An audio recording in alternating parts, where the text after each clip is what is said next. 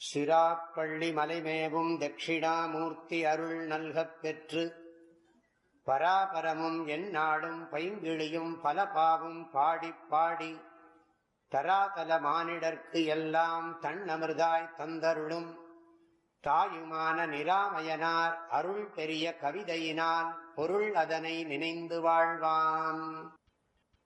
தாக்கும் நல் ஆனந்த ஜோதி. இது நீங்கள் 3 விதமாக அர்த்தம் பண்ணிக்கலாம்.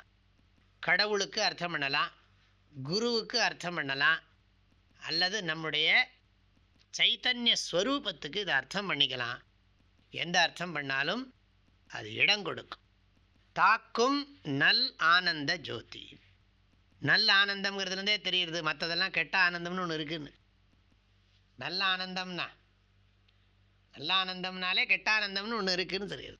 அதர்மமான விஷயத்திலேருந்து அனுபவிக்கிற சுகமெல்லாம் நல்ல ஆனந்தம் கிடையாது, கெட்ட ஆனந்தம்தான். ஆக நல்ல ஆனந்தம், ஜோதி பிரகாசம், சைத்தன்யம்னு ஆனந்த பிரகாசம். சொல்லப்போனால் நன்மை தீமை இரண்டையும் கடந்த நல்ல ஆனந்த ஜோதி. தர்மமான சுகத்தை கூட இங்கே சொல்லலை, தர்மமான சுகத்தையும் கடந்தது. ஏன்னா விஷயத்தை வேணால் நல்லது கெட்டதுன்னு பிரிக்கலாம். இப்போ நம்மளும் விஷயத்தை தான் அனுபவிக்கிறோம், ஆசிரமத்தில் தான் இருக்கோம், எல்லாம் நல்லதாகவே வச்சுன்னு இருக்கிறதுக்கு தான் முயற்சி பண்ணுறோம். எல்லாமே நல்ல தேவையில்லாதெல்லாம் உள்ளே வந்துவிடக்கூடாதுன்னு தான் முயற்சி பண்ணுறோம். இல்லை, அதர்மமே இருக்கக்கூடாது, தர்மம் மாத்திரம்தான் இருக்கணும். இப்போ நல்ல ஆனந்தம்ங்கிறதுக்கு அர்த்தம் சொல்கிற போது தர்மமாக அனுபவிக்கிற ஆனந்தம் கூட இங்கே சொல்லப்படலை. இங்கே என்ன சொல்லப்படுதுன்னா ஸ்வரூப ஆனந்தத்தை தான் நல்ல ஆனந்தம்னு சொல்லப்படும். அந்தఃகரணத்தில் அனுபவிக்கப்படும் ஆனந்தமே இங்கு சொல்லப்படவில்லை. அந்தःகரணத்துக்கு ஆதாரமாக இருக்கக்கூடிய ஸ்வரூப ஆனந்தமே நல்ல ஆனந்தம் என்ற சொல்லால் குறிக்கப்படுகிறது. இந்த ஆனந்த ஸ்வரூபமான இறைவன் அணு தன்னில் சிறிய எனை, அணுவக்காட்டிலும் சாதாரணமான ஆள் அப்படி சொல்றார். இது முதல்ல இப்போ இந்த கடவுள் குருங்கிற அர்த்தத்தில் வைத்து கொண்டோமானால் இப்படி புரிஞ்சுக்கணும். நான் ரொம்ப ரொம்ப சாதாரணமான ஆள், அணு தன்னில் சிறிய எனை. ரொம்ப அகங்காரத்தை ஒடுக்கிறார் தாய்மானவர்.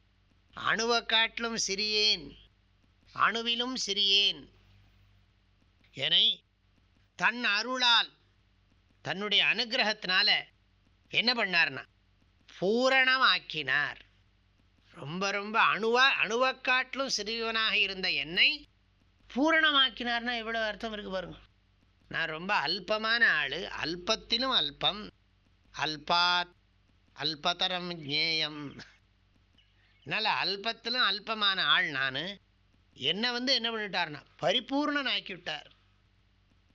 ரொம்ப சாதாரணமான ஆளாக இருந்தேன் நான். அதுலேருந்து என்ன அர்த்தம்னா நீ சிறியவனும் அல்ல பெரியவனும் அல்ல, நீ பிரம்மம்.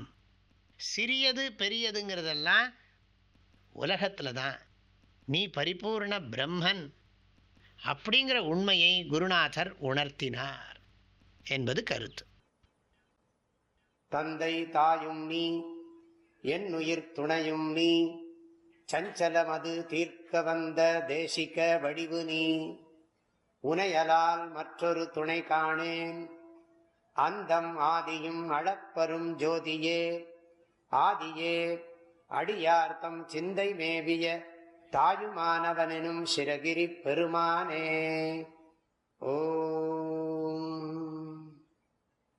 தேனி வேதபுரி பூஜ்ய ஸ்ரீ ஓங்காரானந்த மகா சுவாமிகளின் அருட்குரலில் கற்பவை கற்போம் என்ற தலைப்பிலான தாயுமானவர் பாடல் விளக்கங்கள் நாள்தோறும் வாட்ஸ்அப் வாயிலாக அன்பர்களுடன் பகிர்ந்து கொள்ளப்படுகின்றன. இதனை உங்கள் மொபைலில் பெற ஓங்கார ஹிருதயம் என்ற வாட்ஸ்அப் சேனலை சப்ஸ்கிரைப் செய்து கொள்ளுங்கள். ஹரி ஓம்.